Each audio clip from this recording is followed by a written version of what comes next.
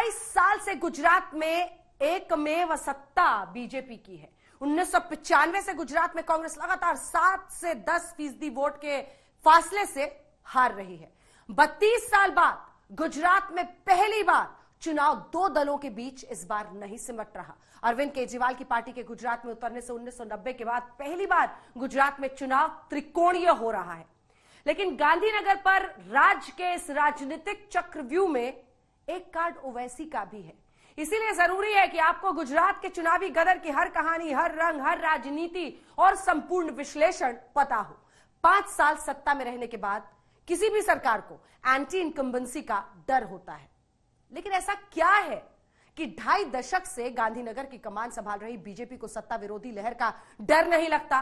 क्या इसकी वजह सिर्फ नरेंद्र मोदी है, जिनके गृह राज्य में चुनाव है, जहां कौन जीतेगा से ज्यादा बीजेपी का जोर इस बात पर है कि कितने बड़े अंतर से गुजरात के गदर को अपने नाम करना है?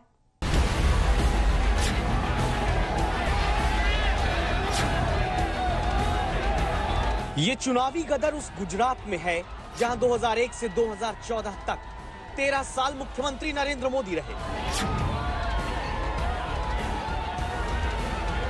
जहां 27 साल से बीजेपी कभी भी 42% से कम वोट नहीं पाई।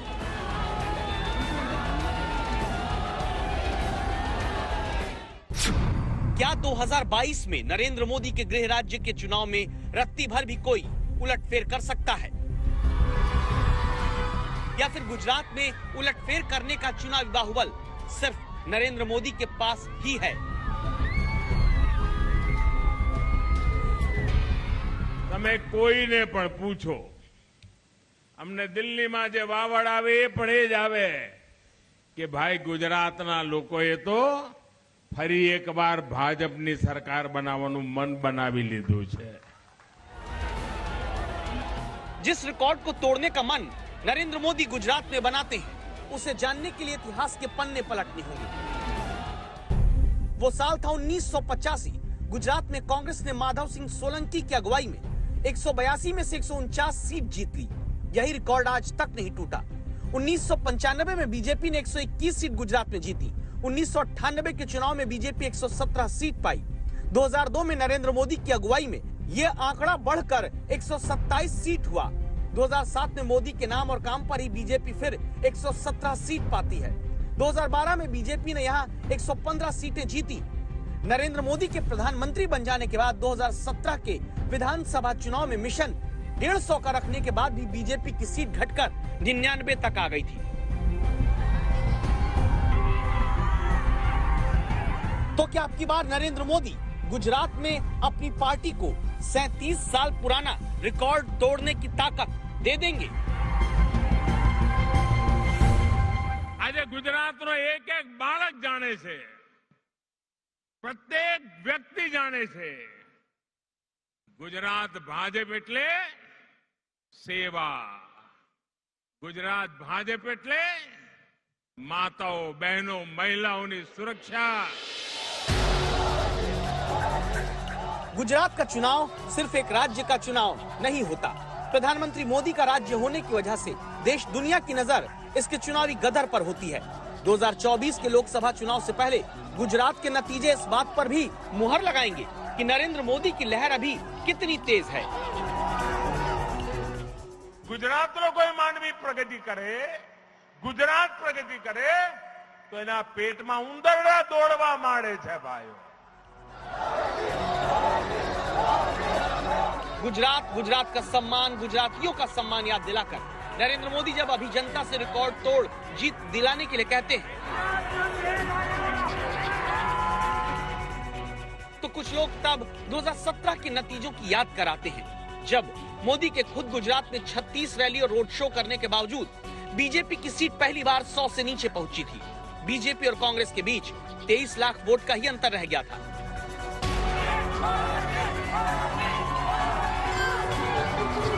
क्या इस आधार पर यह निष्कर्ष विरोधी निकाल सकते हैं कि अगर दम लगाया जाए तो गुजरात में भी बीजेपी को रोका जा सकता है?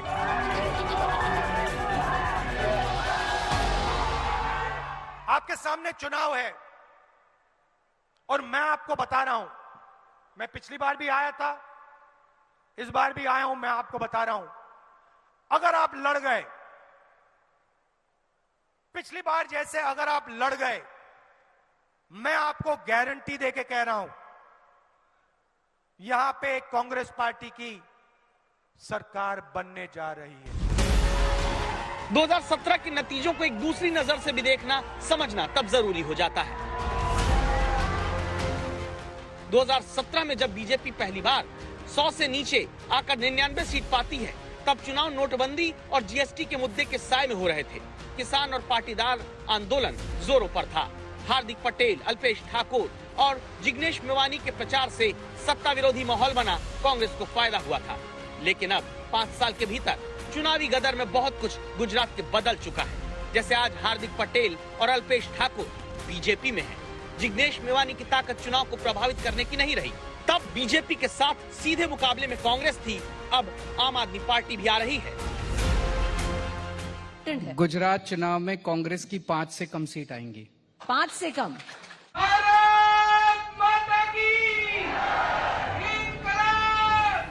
अगर कांग्रेस कमजोर होती है तो क्या बीजेपी को चुनौती देने वाला विकल्प आम आदमी पार्टी बन सकती है, जो पहली बार बड़े स्तर पर आक्रामक होकर चुनाव लड़ने गुजरात में उतरी है? एक ट्रेंड आपने पिछले कुछ महीनों में जरूर देखा होगा, जितने सर्वे आ रहे हैं, आम आदमी पार्टी बढ़ रही है बड़ी तेजी से और दोनों पार्टियां गिर रही हैं बड़ी तेजी से। ये ट्रेंड तो सब में है। गुजरात चुनाव में कांग्रेस पार्टी बहुत इफेक्टिवली लड़ रही है और गुजरात चुनाव को कांग्रेस पार्टी गुजरात में जीतेगी। बहुत भारी एंटी इनकम्बेंसी है और जो आम आदमी पार्टी का है पूरा हवा में है, ग्राउंड पे कुछ नहीं है। आप मीडिया का मतलब वहां से वो फंडिंग करते हैं, दिल्ली से एडवर्टाइजिंग करते हैं, तो हवा बना रखा है। But Congress party is a solid party in Gujarat. Congress party is going to win the election there. तो क्या जो बीजेपी विरोध का वोट है वो कांग्रेस और केजरीवाल की पार्टी के बीच में बटेगा, जबकि बीजेपी का वोट जो 49% तक मजबूत रहता आया है गुजरात में, वो और मजबूत हो सकता है? ગુજરાતના વિરુદ્ધમાં કામ કરનારી ટોળકી, ઠાસ મારે ગુજરાતને બદનામ કરવાના રસ્તાઓ શોધનારી ટોળકી, એને ગુજરાત બરાબર પારખી ગઈ છે। दावे तो पिछली बार भी 150 सीट जीतने के ही थे, लेकिन नतीजा गुजरात में तब ऐसा नहीं था। इस बार किस आधार पर प्रधानमंत्री रिकॉर्ड जीत के दावे अपने राज्य में कर रहे हैं? क्या वो ये आंकड़े हैं जो कहते हैं कि 2019 लोकसभा चुनाव में बीजेपी ने गुजरात में 62% से ज्यादा मत हासिल किया? कांग्रेस तब गुजरात में 32% वोट पाई थी। बीजेपी और कांग्रेस के बीच 30% वोट का अंतर था।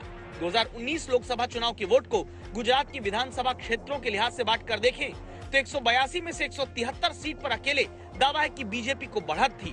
कांग्रेस सिर्फ 9 सीट पर ही आगे थी।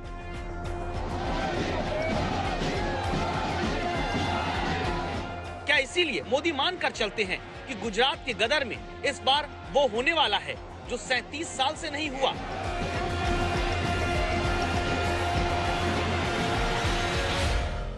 અને આ નાતો, આ રિશ્તા